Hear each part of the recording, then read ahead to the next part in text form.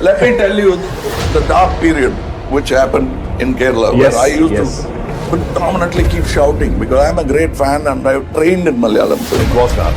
it was very dark. I said, you must be ashamed. What happened to my Malayalam? You know, Fahad Fazil, and you talk about Dulquer Salman, and like such good actors, such incredible actors. I hope and pray that we can use this pan-Indianness and actually engulf talent from everywhere. Malayalam cinema, I think, has the best writing. Today, if I am envious of anyone, I would say it is the Malayalam writers and actors. Bollywood के biggest box office star Salman Khan की सिकंदर अपने पहले दिन पर 54 करोड़ का collection करती है। वहीं दूसरी तरफ एक Malayalam film L two Empuraan opening day पर 67 करोड़ का बिजनेस करती है। एल टू इम्पुरान की जब एडवांस बुकिंग ओपन होती है तो ये फिल्म बुक माई शो पे एक घंटे में 96,000 टिकट सेल कर डालती है और ऐसा करके ये फिल्म इंडियन सिनेमा की हिस्ट्री में बुक माई शो पे एक घंटे में तीसरी सबसे ज्यादा टिकट सेल करने वाली फिल्म भी बन जाती है। और इसी समय पता चलता है कि इस मलयालम फिल्म ने बस बॉलीवुड स्टार्स को ही बीट नहीं किया, बल्कि ये फिल्म साउथ के भी बड़े बड़े स्टार्स को उनकी बड़ी बड़ी मूवीज के बड़े बड़े रिकॉर्ड्स को भी पीछे छोड़ते नजर आई। वेल, अचानक से ऐसा क्या हो गया कि इंडियन सिनेमा की one of the smallest industry, जिसे कभी सॉफ्ट पॉइंट इंडस्ट्री के नाम से जाना जाता था, वो इंडियन सिनेमा की one of the biggest industry like Tamil, Telugu, Hindi को पीछे छोड़ते नजर आ रही। मलयालम सिनेमा ने ऐसा कौन सा काला जादू किया है कि सबसे कम रिसोर्सेज, सबसे कम पैसा होने के बावजूद इनकी मूवीज बॉक्स ऑफिस पे डोमिनेट कर रही है। तो इस वीडियो का पर्पस मलयालम सिनेमा के इनसेन राइज को डिस्कस करना है और साथ ही साथ ये भी पता लगाना है कि ये लोग ऐसा क्या कर रहे हैं जो बाकी इंडस्ट्री करने में फेल हो जा रही। और एंड में हम ये भी बात करेंगे कि कैसे मलयालम सिनेमा तमिल सिनेमा से भी पहले 1000 करोड़ क्लब की मूवी देने वाली है।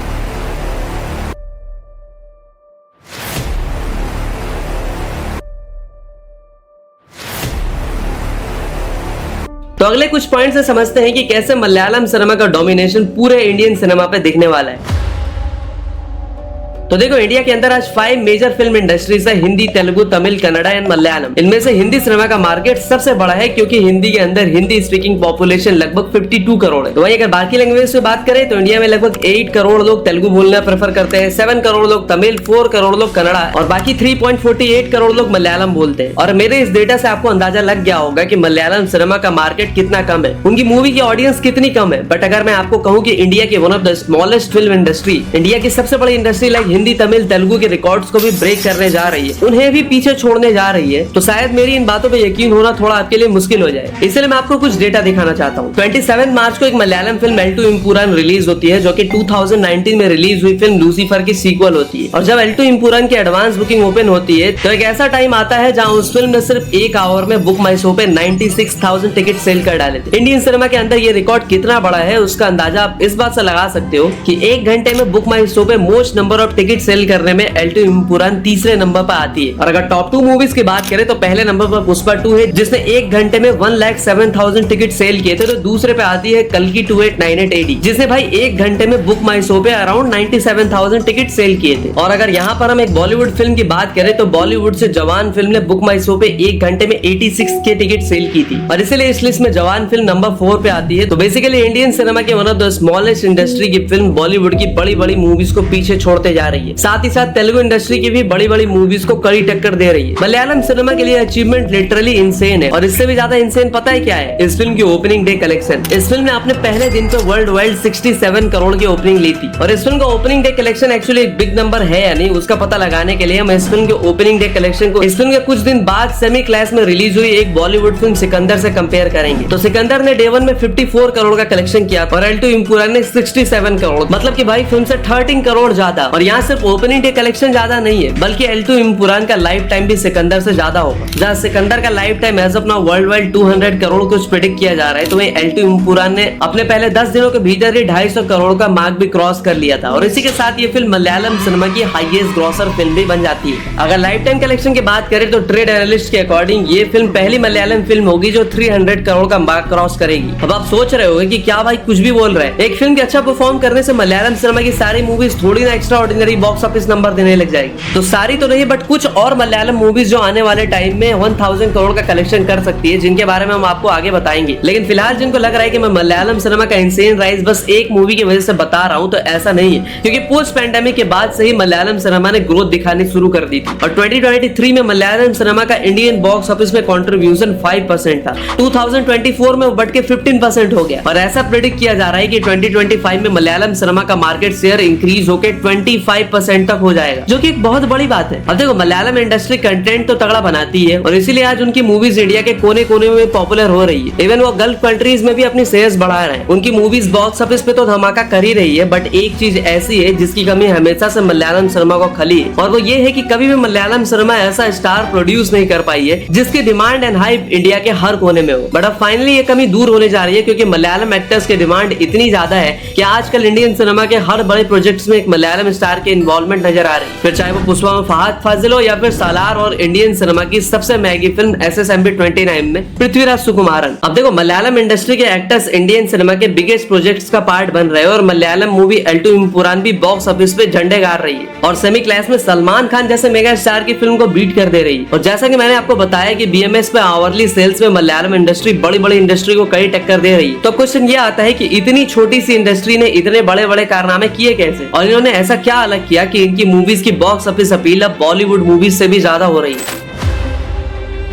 तो देखो, अगर आज से हम 15-20 इयर्स पीछे जाए तो हिंदी ऑडियंस साउथ की कोई भी इंडस्ट्री को इंडिविजुअली रिकॉग्नाइज नहीं कर पाती। यहाँ की ऑडियंस साउथ से आने वाली हर फिल्म को साउथ इंडस्ट्री का लेवल लगा देती। नॉर्थ ऑडियंस को पता ही नहीं होता था कि कौन सी फिल्म तमिल इंडस्ट्री से है, कौन सी तेलुगु से और कौन सी मलयालम से। लेकिन जैसे जैसे टाइम आगे बढ़ा, साउथ की हर इंडस्ट्री ने कुछ न कुछ ऐसे कारनामे किए जिनकी वजह से वहाँ की हर इंडस्ट्री ने अपनी एक अलग पहचान बना ली। जैसे कि बाहुबली, RRR, पुष्पा जैसी मूवीज ने हिंदी मार्केट में जम के कमाई और पैन इंडिया लेवल पे तेलुगु इंडस्ट्री को एक अलग पहचान दिलाई। वहीं KGF 2 और कांतारा जैसी मूवीज ने यही सेम चीज कन्नड़ इंडस्ट्री के लिए की। और अगर बात करें मलयालम इंडस्ट्री की, तो 2024 में मलयालम इंडस्ट्री ने आवेशम, मंजुमल बॉयज, प्रेमालू जैसी काफी सारी मास्टरपीस मूवीज बनाई और इन मूवीज को इंडिया के कोने कोने में पसंद किया गया, जिसकी वजह से मलयालम सिनेमा को ऑल ओवर इंडिया एक अलग पहचान मिली। बट यहाँ पे इंटरेस्टिंग बात यह है कि तेलुगु और कन्नड़ इंडस्ट्री को पैन इंडिया रिकॉग्निशन मिली, क्योंकि इन इंडस्ट्री की मूवीज ने हिंदी मार्केट में अच्छा परफॉर्म किया। बट चीजें मलयालम इंडस्ट्री के केस में काफी अलग है, क्योंकि अभी तक कोई भी मलयालम फिल्म ने हिंदी मार्केट में एक्स्ट्रा ऑर्डिनरी बिजनेस नहीं किया। बट फिर भी मलयालम इंडस्ट्री की पैन इंडिया लेवल पे एक अलग पहचान है और उस पहचान को बनाने का क्रेडिट जाता है OTT प्लेटफॉर्म्स के राइज को, क्योंकि मलयालम सिनेमा अच्छी मूवीज तो हमेशा से बनाते आ रही थी, बट उन अच्छी मूवीज के बनाने के बाद भी उनकी मूवीज को मैक्स बॉक्स ऑफिस या तो केरला से आता था या फिर ओवरसीज से। इंडिया की बाकी स्टेट से मलयालम मूवीज कुछ खास नहीं कर पाती थी, और कुछ भी खास इसलिए नहीं कर पाती थी क्योंकि मलयालम फिल्म मेकर्स के पास इतना बजट ही नहीं होता था कि वो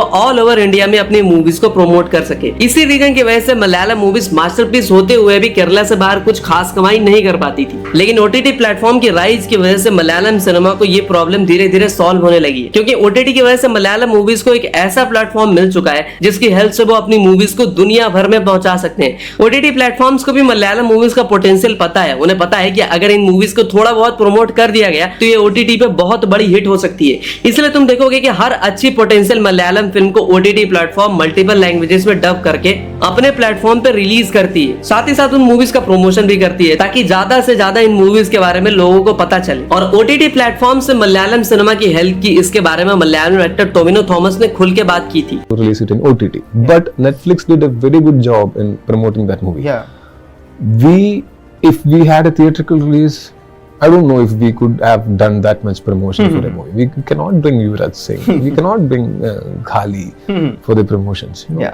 It's very hard with the budget we have in our hands to do such promotions. So I'm very much thankful to Netflix for promoting Vinal Murli like that, and whatever promotions they did, it worked. अब देखो, Malayalam cinema का content तो solid था ही, साथ ही साथ OTT platform की वजह से मलयालम सिनेमा को ऑल इंडिया पॉपुलैरिटी भी मिल गई। कोविड के टाइम पर ऑडियंस ने हर तरह का कंटेंट एंजॉय किया और उसी में से एक मलयालम सिनेमा भी रही, जिसकी वजह से धीरे धीरे मलयालम सिनेमा भी पॉपुलर होने लगी। और उस पॉपुलैरिटी की वजह से मलयालम सिनेमा को दो मेजर बेनिफिट हुए। पहला तो ये कि अब मलयालम मूवीज की डिमांड बहुत ज्यादा इंक्रीज हो चुकी है, लोग ढूंढ ढूंढ के इनकी फिल्में देख रहे हैं और लोगों को ज्यादा से ज्यादा मलयालम मूवीज देखने की क्रेविंग हो रही थी। इसका अंदाजा हमें लगता है तब जब एक low budget Malayalam action film Marco को मलयालम के साथ साथ हिंदी बेल्ट में भी रिलीज किया जाता है। और आपको जान के शौक लगेगा कि रिलीज के पहले ही दिन हिंदी बेल्ट में इस फिल्म को बस 60 शोज मिले थे। बट मलयालम सिनेमा की बढ़ती डिमांड और मार्को फिल्म की गोर एंड सॉलिड कंटेंट की वजह से थिएटर वालों को इस फिल्म के शोज इंक्रीज करने पड़े। और जिस फिल्म को 60 शोज अलॉट हुए थे पहले दिन, उसी सेम फिल्म को थर्ड वीक में हिंदी बेल्ट में 1000 से ज्यादा शोज अलॉट हुए। तो अब अगर दूसरे बेनिफिट की बात करें तो एक टाइम था जब डिस्ट्रीब्यूटर्स मलयालम सिनेमा को डिस्ट्रीब्यूट करने में हिचकिचाते थे, क्योंकि मलयालम मूवीज में उनको कोई खास प्रॉफिट नजर नहीं आता था। लेकिन अब जैसा कि तुम्हें पता है कि Malayalam cinema all India popular हो चुकी है, उनकी डिमांड भी बहुत ज्यादा है, तो हर डिस्ट्रीब्यूटर उनकी मूवीज डिस्ट्रीब्यूट करने के लिए रेडी है। पर एल2 इम्पुरान फिल्म के डायरेक्टर पृथ्वीराज सुकुमारन खुद बताते हैं कि कैसे हर डिस्ट्रीब्यूटर सिर्फ एक कॉल पे उनकी मूवीज डिस्ट्रीब्यूट करने के लिए रेडी हो गया था। I have many friends in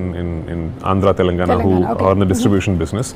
But I called Dil Raju Garu and I asked him, sir, and he's actually a very keen observer of the film industry everywhere. He knows what is happening in every film industry, and he'll actually surprise you with his knowledge.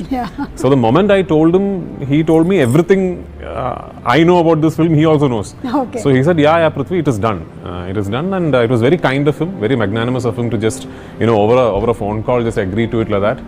And he's now giving a proper big release for Emparan in Andhra and Telangana. And as you all know कि Malayalam cinema सबसे अच्छा content बनाती है, तो अगर हर अच्छी Malayalam film को L two इम्पुरान की तरह पैन इंडिया रिलीज किया जाए तो चांसेस है कि मलयालम सिनेमा बॉक्स ऑफिस पे बॉलीवुड और तेलुगु इंडस्ट्री को भी बीट कर सकती है। और बॉलीवुड से याद आए कि मलयालम सिनेमा की तरह बॉलीवुड ने भी काफी सारी कंटेंट ओरिएंटेड मूवीज बनानी शुरू की है। बट ऐसा क्यों है कि बॉलीवुड की अच्छी content oriented movies box office पे अपील नहीं कर पा रही, लेकिन मलयालम सिनेमा की कंटेंट ओरिएंटेड मूवीज को ऑडियंस तहे दिल से एक्सेप्ट कर रही है। तो वीडियो के एंड में हम ऐसे ही मलयालम मूवीज के बारे में भी बात करेंगे जो बॉक्स ऑफिस से 1000 करोड़ से ज्यादा का बिजनेस कर सकती है।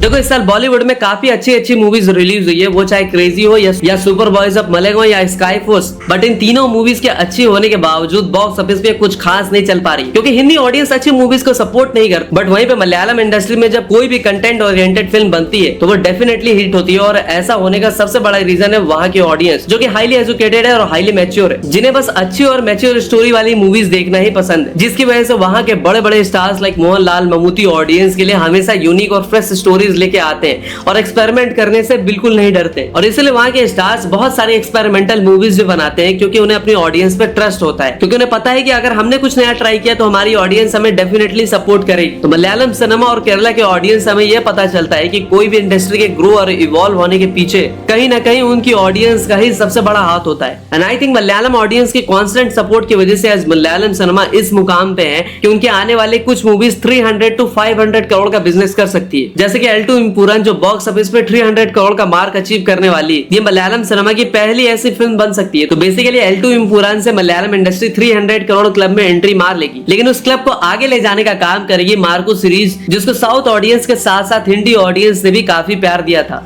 तो चांसेस है कि मार्को 2 भी इस क्लब का पार्ट बनेगी, और अगर फिल्म पार्ट 1 से ज्यादा अच्छी हुई तो शायद वो फिल्म दुनिया भर में 500 करोड़ का कलेक्शन भी कर जाए। तो देखो 500 करोड़ क्लब मलयालम सिनेमा के लिए भले ही एक अचीवमेंट हो, बट बाकी इंडस्ट्री आजकल 1000 करोड़ से नीचे बात नहीं करती। तो डोंट वरी, क्योंकि मलयालम सिनेमा के पास भी एक ऐसी फिल्म है जिसकी पोटेंशियल है 1000 करोड़ क्लब में एंट्री मारने की। मैं बात कर रहा हूँ मिन्नाल मुरली 2 की, जो कि एक सुपर हीरो फिल्म मिन्नाल मुरली का सीक्वल होने वाली है। और आपको पता ही होगा कि इंडिया के अंदर सुपर हीरो मूवीज का क्रेज कितना ज्यादा है। तो अगर ये फिल्म ऑडियंस के एक्सपेक्टेशन पर खड़ी उतरती है तो चांसेस है कि ये फिल्म मलयालम सिनेमा के लिए 1000 करोड़ क्लब का गेट खोल दे। और देखो मलयालम सिनेमा 1000 करोड़ क्लब में शामिल हो पाएगी या नहीं वो तो टाइम बताएगा। और फिलहाल के लिए ये बताओ कि आप लोगों ने एल2 इम्पुरान देखी या नहीं, और अगर देखी है तो कमेंट सेक्शन में अपने ओपिनियन जरूर शेयर करना। साथ ही साथ मलयालम सिनेमा के फ्यूचर को लेके आपकी क्या एक्सपेक्टेशन है उसके बारे में भी अपने व्यूज जरूर शेयर करना। तो मिलते हैं अगली वीडियो में, तब तक के लिए हर हर महादेव।